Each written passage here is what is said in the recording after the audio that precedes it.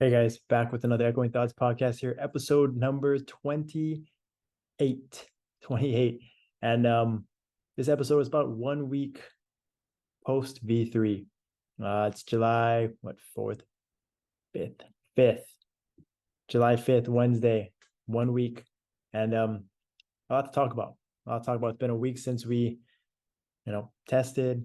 Everyone's done, Lotus, their arc, their guild dungeons, their guild honor battle, their guild dummies, everything. They've tested for a week, got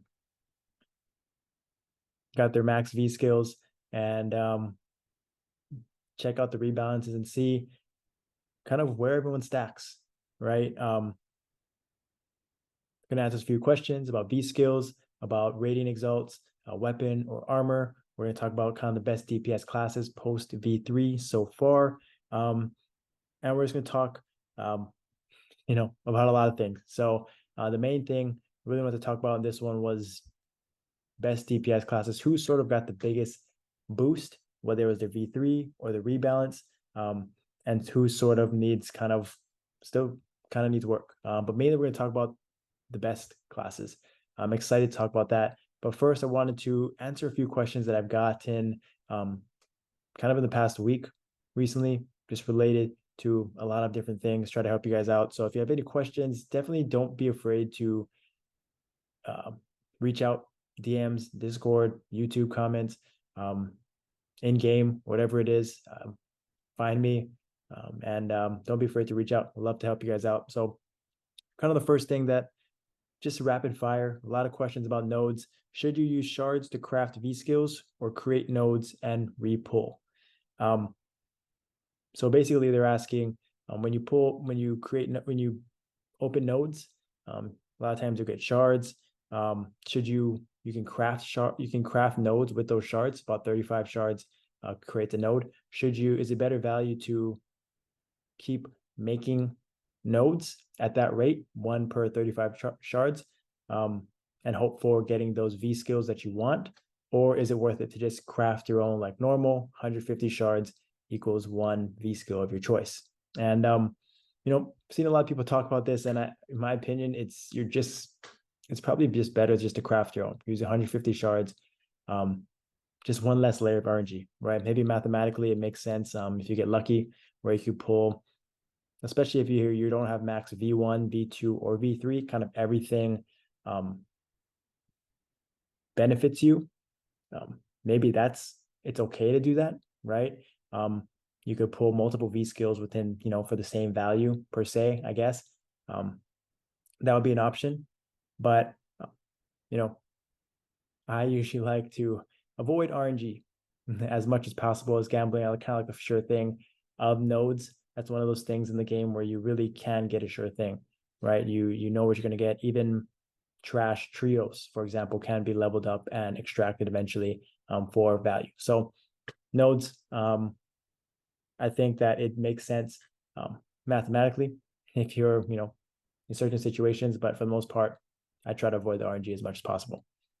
Next question. Kind of along the lines, V skills, right? We're going to get a lot of them.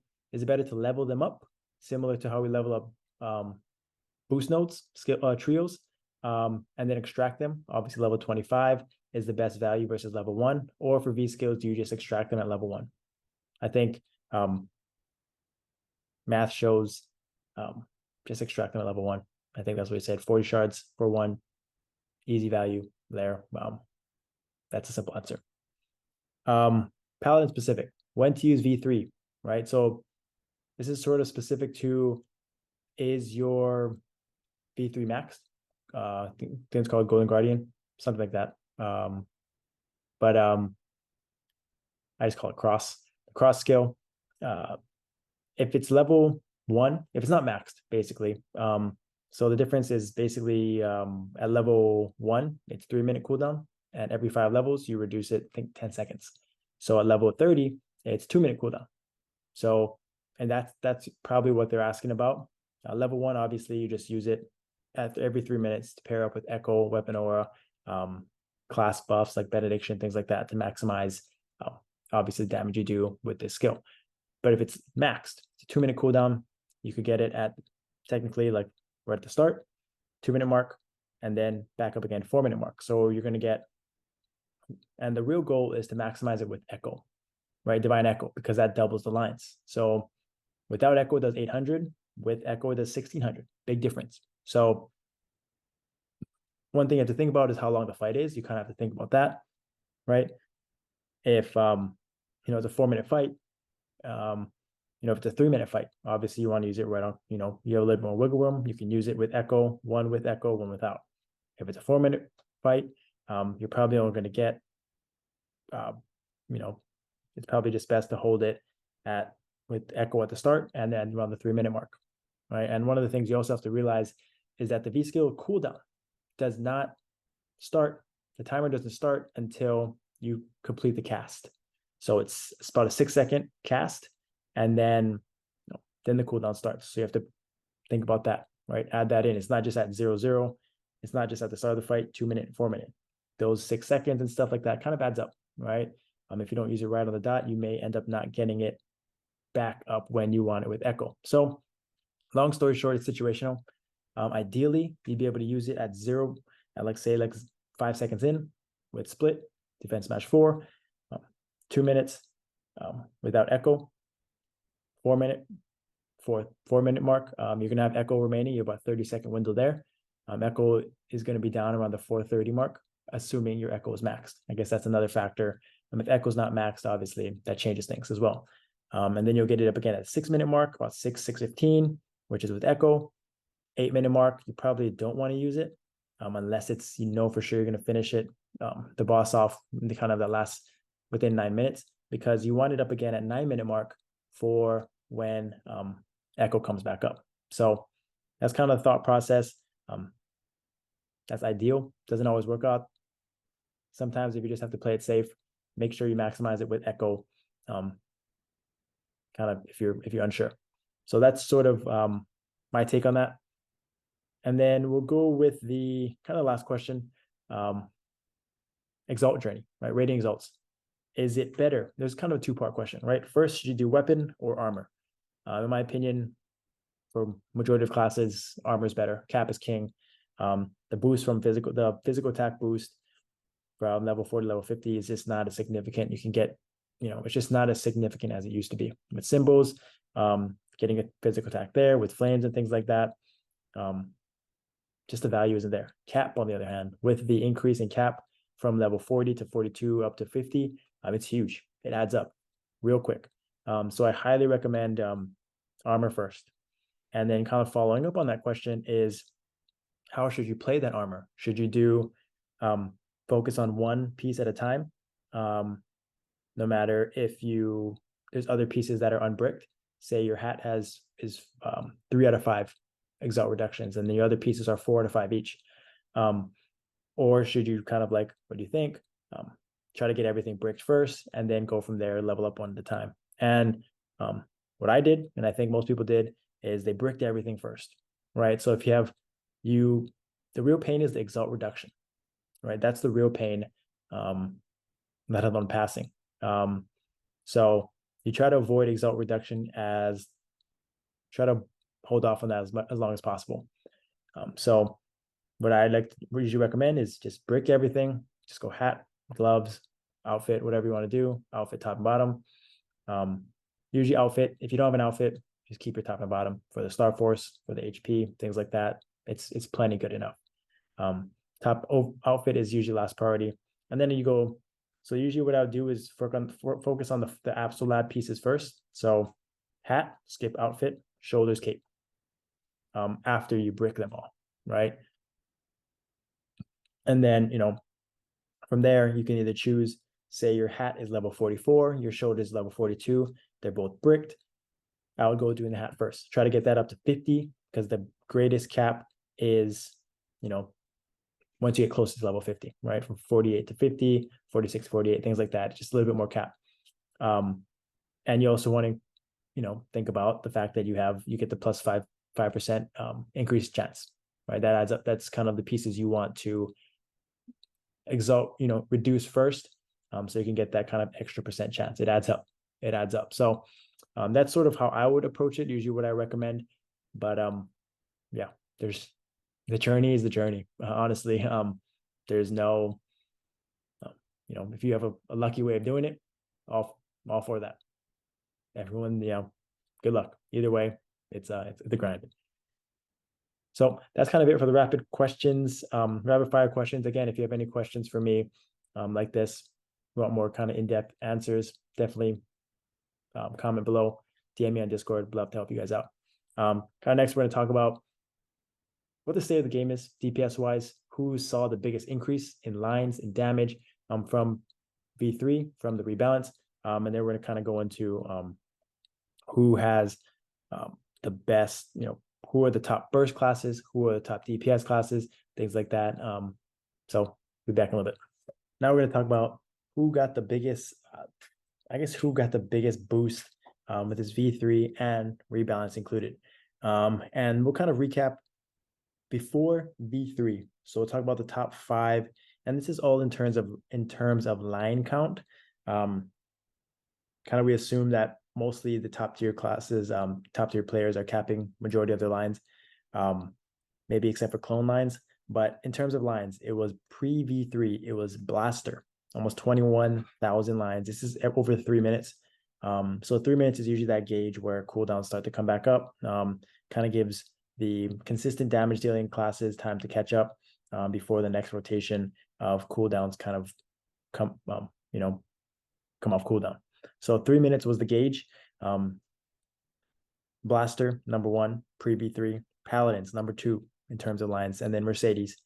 Those are sort of the top 3, kind of a tier, SS tier. They were all, it was 21, almost 21, 19,000 for Paladins, and then 17.5 for Mercedes. And then kind of a drop off. The next closest was, it looks like, Dual Blades, 15.3. So big drop off.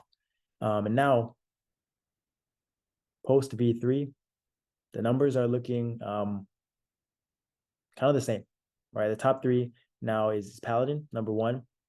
V3, they're over 21,000 lines. Now, with a grain of salt, these aren't all cap lines. They have clones. Like I mentioned earlier, we assume classes cap all the lines, but in some scenarios, like Paladins, Mercedes, with clones that are low skill percent, we've kind of noticed that they don't cap those lines. So Paladins have the most lines, 21,000. They got a almost 9% increase in damage, or in lines. Blasters stayed exactly the same, but still number 2. Mercedes jumped up, 19.5. So they got 2,000 lines increase in with their V3. Pretty insane.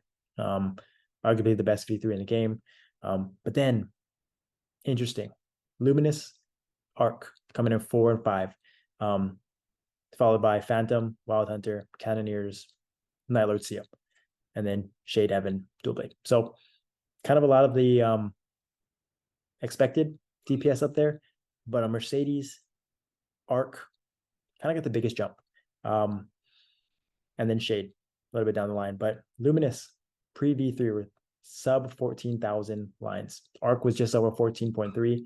And their Luminous is up to 19,000. That's insane. They got a 37% increase in just lines alone. And Luminous don't have clone lines, so they all cap. Arguably the best DPS class in the game right now. Still probably put Blaster up there. But Blaster is kind of gated by a lot of other factors. Luminous is pretty straightforward for the most part. And their lines all cap. And so arguably Luminous are the best classes right now.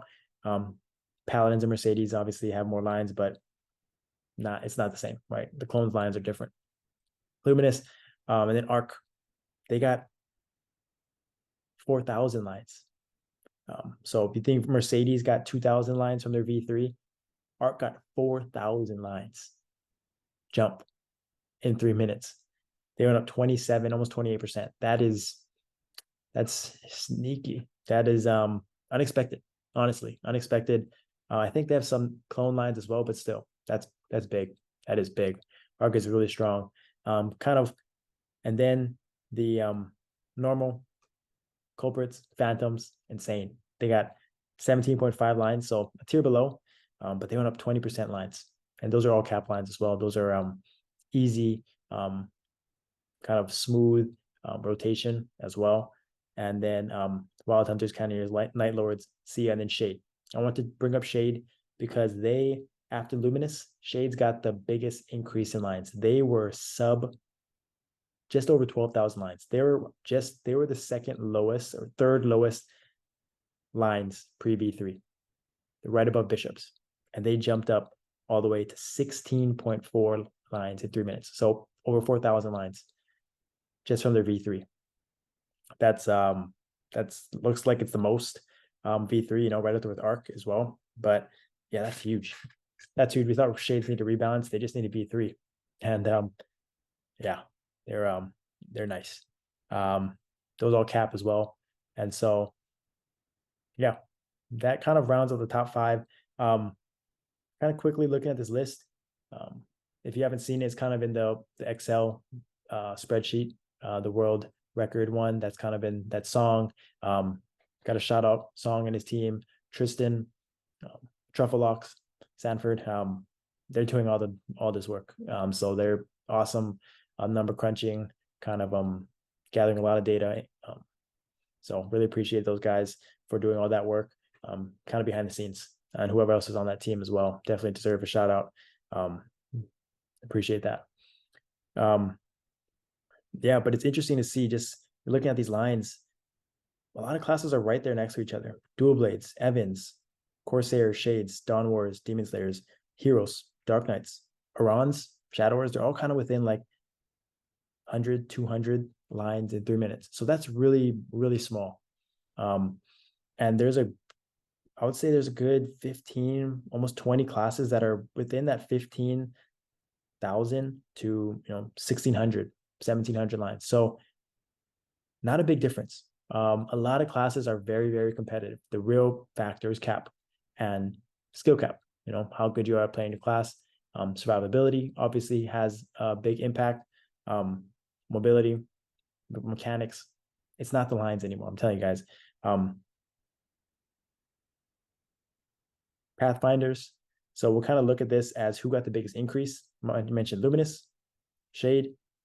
Then the next one was Arc, 27% increase. Insane. Arons with their rebalance and their V3, 24, almost 25% increase. And then Pathfinders, sneaky Pathfinders. They went up 3,000 lines as well. Their V3 didn't even give them that many lines. It's the Tempest buff. They got a nice, huge burst. They jumped up almost 25% as well. So there was 2 classes that went up over 30%, and then 1, 2, 3 that were over 20%. It's pretty insane. And then Bishops, let's see. A lot of classes were kind of just around that 20%. Phantoms, Night Lords, Evans, Dark Knights, Night Walkers got a nice buff, Mechanics, and even Bishops got around 18%. So what are we going to say? What are we going to do with this data, right? This is kind of just data. One sort of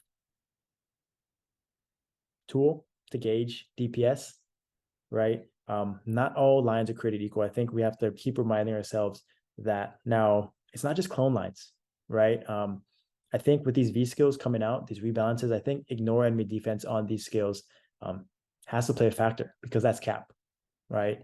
For example, Bishops, lowest lines, just under 14,000. Obviously lacking in that department, but the silver lining is all their V skills, kind of all of their skills that are in the rotation are 15% ignore enemy defense. So they have more built-in cap. For example, while Paladins, their V3 at max level, let me remind you, is 6%. So even though it does a ton of lines, it's not as, hitting as hard. And that matters, right? I think you have to, it's obviously not everything, just as lines aren't everything, ignoring enemy defense isn't everything, but it should all be factored in, right?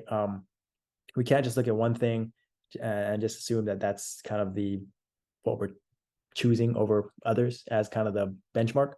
But yeah, it's pretty awesome to see how the game is sort of balanced out, in my opinion. Now, obviously, there's some classes that are better than the others. Obviously, Paladins, in my opinion, are the best. Luminous may be the best class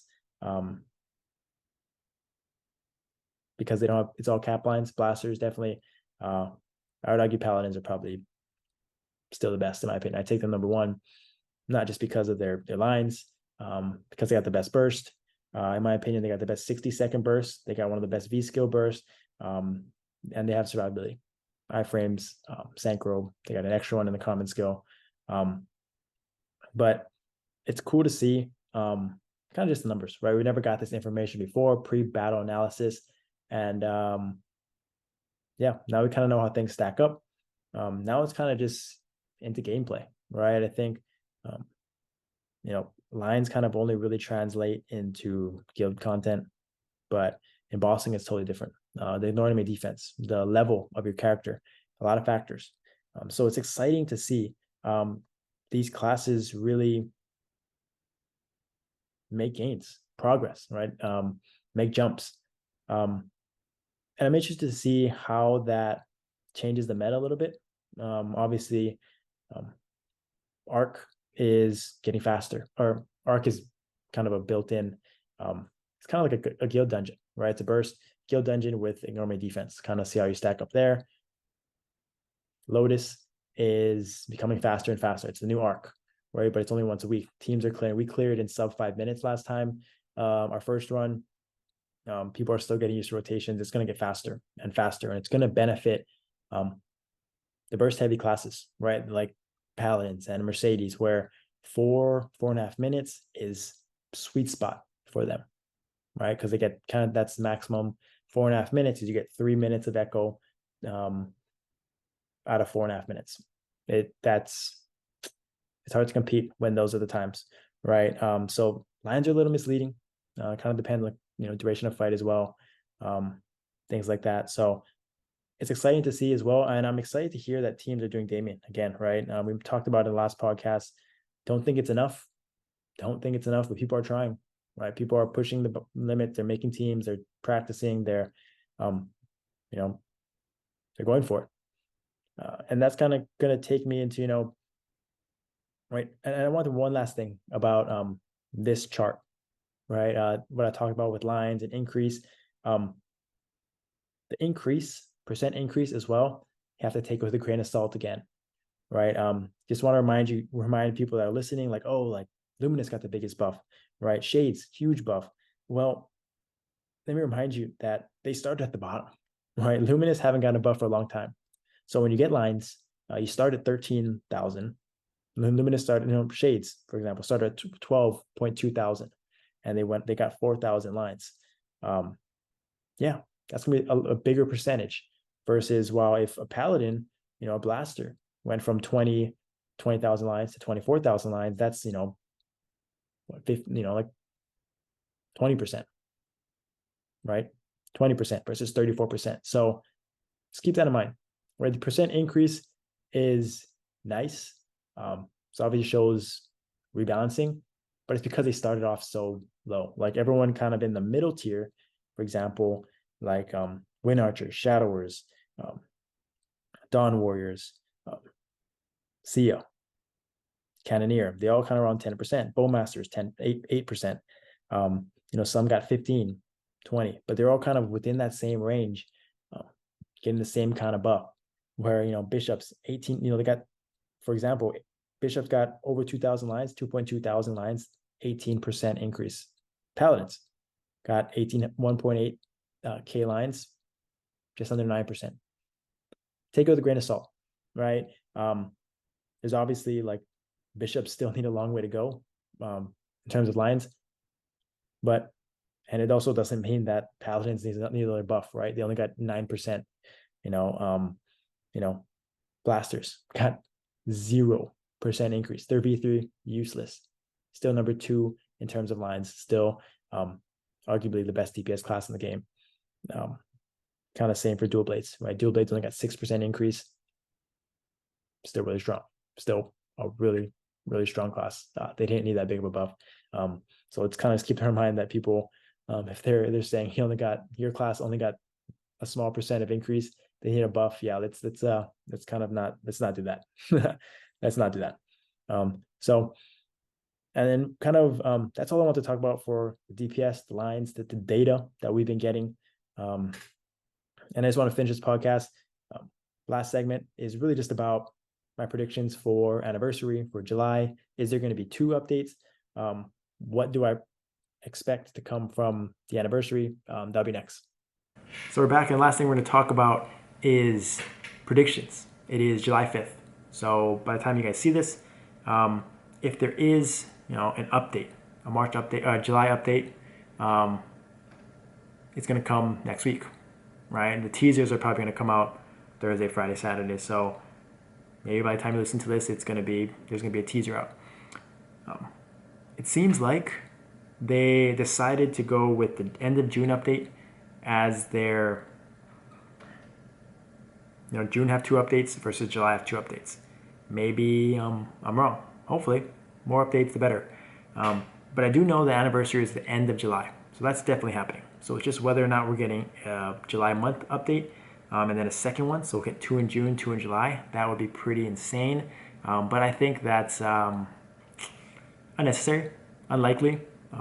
Not saying it's out of the question, but that'd be pretty awesome if they did that.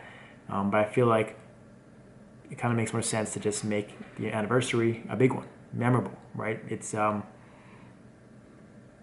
usually a big time of the year, right? So my prediction is there's probably just going to be one end of July, so probably in the 26th.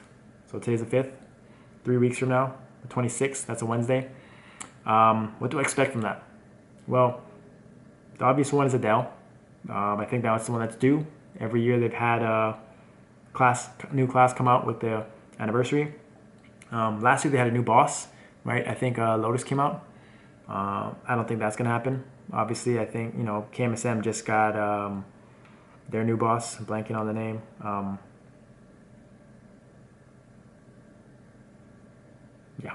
Blanking on it. It'll come back to me later. But they got a new boss, so we're probably going to get that in 6 months. And so what else are they going to do? Well, I'm sure they're going to be events. Hopefully it's a good event shop. And I'm kind of expecting, I just feel like Adele isn't enough, right? They already did the rebalance in June. They already did the V-3 update and then last week. So to expect another rebalance would be a little, I wouldn't put it past them because they're kind of just throwing out rebalances throughout. There's kind of 2 things that I'm expecting to sort of make it big, right? One, like I mentioned, new bosses usually come out, but instead of a new boss, hopefully they rebalance Damien. Hopefully they maybe rebalance Arc, Lotus, give other, players a larger player pool, get into these endgame content, right? Catch up a little bit. And allow people to also progress Damien. I know people already cleared Lotus, new teams, that's pretty exciting for them. Allow for more of that, right? Arc, Lotus, and then Damien. Right now it's still, like I mentioned, feels unattainable with the mechanics, the HP pools, the damage that the orbs are doing. Those all can be fixed, in my opinion. That'd be a nice anniversary update. And the big one, in my opinion, is max damage cap. I think we are due for that. It's been a while. Just to the base, we haven't had one all year. Now, we have had the Necro increases, right? That was a big jump. We had push cap from 15 mil. People are getting 15 mil with the base all the way up to 20 or 21, 22, or a ton, right? Big jump. Like level 50 armor just skyrocketed cap-wise. And then Absol obvious on top of that. So what would I expect? Well, I heard people say uncap, cap. That feels a little extreme. Feels like a big jump, obviously, to match KMSM. They have an uncapped system. That would be, I don't know how I feel about that, right? Kind of Necro, it would kind of make, I don't know how they implement that into Necro system when they just changed it earlier in the year. Obviously, I think base is 12 right now. I don't think base can go up a lot. 15, 20 would feel too much, right? That'd be 8 mil. People would be going from like if in my opinion, if they went up to 15 mil, 3 mil, that would be perfect. But if they went up to 20, that feels like too big of a jump from 12 to 20, because then it wouldn't really push people to Radiant Exalt, right? Like they'd be like, yeah, I got free 8 mil. Why would I need to do any more? I can do plenty of damage and will clear content, and I don't need to spend money. So I feel like maybe 12 to 15 would be perfect. 3 mil, it doesn't, it's something, right? That's everyone would appreciate that. No one would complain, in my opinion. Can't complain about free cap. And then I wonder if they start implementing it in other ways. They can't change Legion. Link skills doesn't really make sense. Would they upgrade armors again? Would they, increase cap that way? Would they increase it to Starforce Liberation maybe? I don't know. Maybe Starforce Liberation would be a nice one. Just kind of as you get to certain liberation levels, it'd be increased more. I don't know what they do, but I think they're going to do something pretty unexpected with cap. I'd hope, cross my fingers, and that is my prediction. Adele, cap, boss, rebalancing for commanders, specifically Arc, Lotus, Damien. But I don't know anything. I don't have any insight. This is all just predictions, things I'm hoping for and thinking about. I've talked to a lot of people about, but give me your opinion, right? What do you think would be a great anniversary, would make you happy? Would you want another rebalance? Would you want something completely different, or do you kind of want what I want, what I've talked about, what I expect? So definitely let me know in the comments below. I'd appreciate if you guys subscribe. I appreciate a lot of you guys subscribing already, almost at 1,000, almost at 900 followers. I'd appreciate it if you don't subscribe, please, to do that, to like, comment these videos. It just kind of means a lot. I love doing this stuff, and I'm gonna keep doing it. And I just wanted to kind of say that. Kind of feels weird saying that in general, so I'm gonna stop there. And yeah, next week I want to have a guest again next week just to talk about rebalances and get other people's input, insight. So if you have any questions, again, let me know in the comments below. Anything gameplay wise, right? I'm kind of here to answer questions, to help you guys out. I think don't be afraid, right? I'm not. I kind of enjoy talking Maple, right? So reach out any which way you need. But thanks again for listening, watching wherever you guys are. Podcasts, YouTube. I appreciate all of it. I'll see you guys next time.